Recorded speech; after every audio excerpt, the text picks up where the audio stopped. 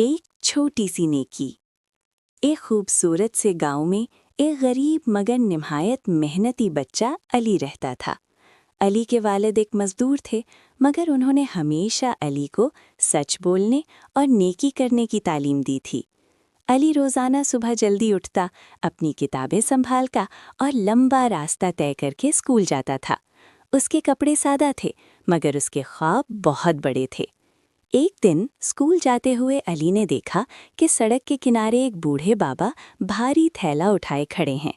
उनके हाथ कांप रहे थे और चेहरे से थकन साफ नजर आ रही थी।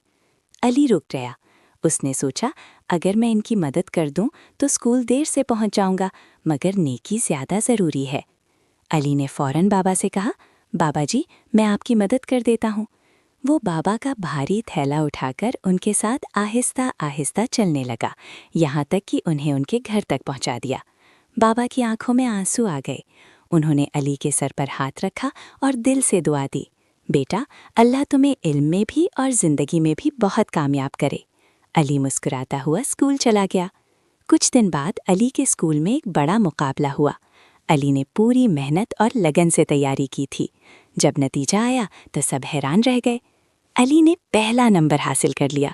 उसके उस्ताद ने शाबाश दी, दोस्तों ने तालियां बजाईं और अली ने दिल ही दिल में वही दुआ याद की जो बूढ़े बाबा ने दी थी। अली मुस्कुराया और आहिस्ता से कहा, ये एक छोटी सी नेकी का सिला है।